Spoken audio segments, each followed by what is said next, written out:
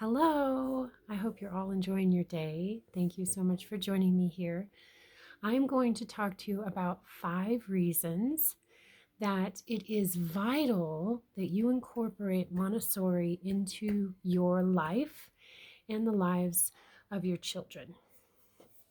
The first reason is a lot of people don't know this. Montessori can best and most easily be defined as the study of human development from when the child is still in the womb all the way up until high school. There are schools all over the world, and there are several books that can help you to learn more about helping your child become a successful and independent member of society. You want to help your child concentrate for as long as possible and be able to create these beautiful projects and have these amazing outcomes. So Montessori is the study of human development. It's important that we realize how our actions as parents can impact our children.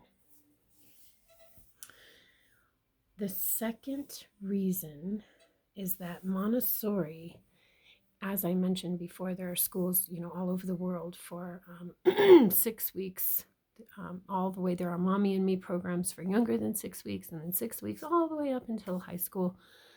I'm going to provide a link in the comments below. It is a YouTube video, and a woman by the name of Sophie Bryan discusses the impact of Montessori in the corporate world. So they're beginning to realize, at first they started using Montessori with elderly people to help with Alzheimer's and dementia. And now they're using Montessori in the corporate world to help people learn to work together more efficiently, to get along better, to concentrate for longer periods of time. We have this amazing chart in elementary called the chart of fundamental needs. And it talks about how we as humans have these basic fundamental needs. And if the workplace is working together as a team to help all of the employees meet their basic fundamental needs, it creates a much more cohesive working environment. The third reason that you should incorporate Montessori into your life and the lives of your children is that your children will thank you, literally, with grace and courtesy. When they're adults, they'll say, "Oh my goodness, thank you for sending me to a Montessori school, Mom." I thank my mom all the time. Or, "Thank you so much for doing so much at home." If you don't have access to a Montessori school, there's so much that you can do at home. Or let's say you're in a Montessori program and it wasn't what you thought it would be. Some of the teachers, we have this special training, which is beautiful and theoretically speaking, looks really great. But if the teacher's not keeping careful records of each child and completing observations, as well as repeating lessons as the children need them, sometimes it ends up being a chaotic environment. I believe that even with a little bit of chaos, if the teacher is properly trained and they're still nurturing the light within the child, it can still be a healthier environment than a child having to sit at a desk all day. So, as my trainer said all the time, case by case basis. It's on a case by case basis. You have to observe the teacher at the individual school and watch for lessons. Hopefully the teacher's giving between 10 and 15 lessons a day if your child's in elementary, and those are small group lessons. And then in primary, you want the child to be you want the teacher to be giving out between 5 and 12. Primaries, there are a lot of variables in primary because some of the lessons are quite advanced and have many, many steps, like washing a table in practical life has several steps that you wouldn't expect, but the 3-year-old loves it. And they carefully watch while you follow all those steps because they see their parents doing it at home. Anyhow, I digress. But basically, your child will thank you, especially as an adult. Thank you so much, Mom, for sending me to a Montessori school. Thank you so much, Mom, for helping me to reach my independence in the home. Thank you so much for preparing an environment that helped me to reach these great levels of success in all the projects that I was working on. They will literally thank you. And grace and courtesy, if you get a chance, take a look at grace and courtesy in the Montessori environment. It's beautiful, and you have everything that you need to create an amazing amount of grace and courtesy taking place in your home. Impromptu, acting classes and saying to your children, let's make way for someone to pass. When we go in public, we move out of the way. We say, excuse me. We say, pardon me. We respect other people's personal space, and we make an attempt to make people feel good in our presence. So if we have a guest in the home, we offer them tea. We offer them something to drink. We carry it on a tray. We take it over to them. The first time I saw a 2.5-year-old do this, I was hooked. Grace and courtesy really is beautiful. If you get a chance to go and observe it in a classroom, I highly recommend it. You could probably find videos on YouTube showing the little ones doing grace and courtesy. It's so beautiful. And it helps the child learn how to socialize with other adults and with other children. So the fourth reason is that you as a parent will feel more confident and empowered as you observe your child prosper in the environment that you have created for him or her. So you're taking the time to plan out these lessons, plan out these projects for the benefit of your child. And as you're doing this, you're growing in your own abilities. And then as you observe your child doing it, it makes you feel really good. It makes you feel very proud. So that's the fourth reason that you should incorporate Montessori into your life. The fifth reason is the prepared environment. As you prepare the environment, you will inadvertently prepare your own environment for success. As you show your child, let's see, thank you, giving back. Your child is going to be responsible, especially in elementary. So between 7 and 9 years old, you want to teach them how to plan, implement, and design their own beautiful projects by themselves. You're there to help if they need help.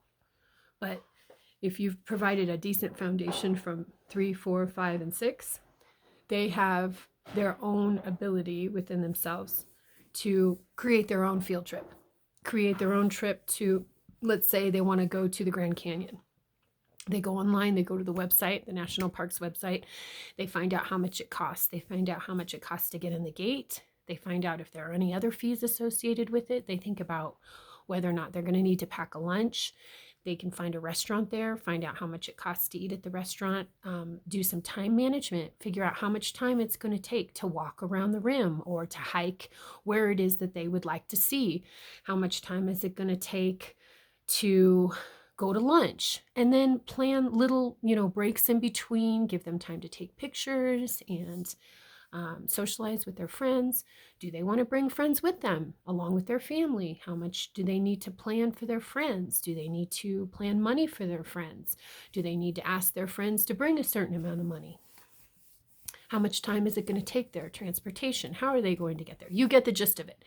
Allow the child to plan the entire thing. So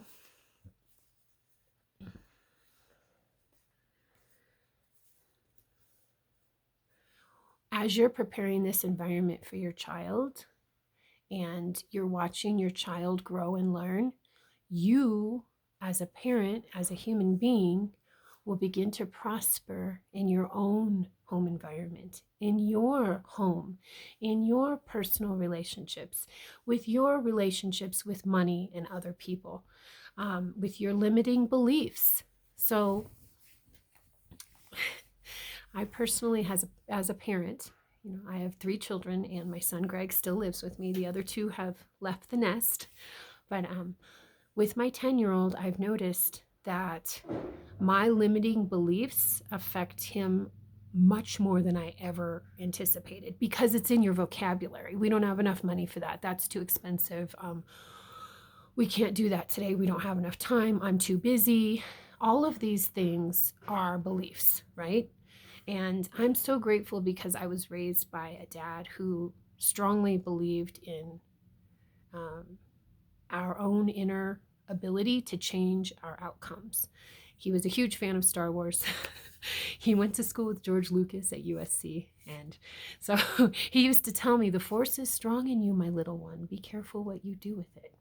So he empowered me to believe that I have the strength within myself to create a healthy environment with the power of my mind.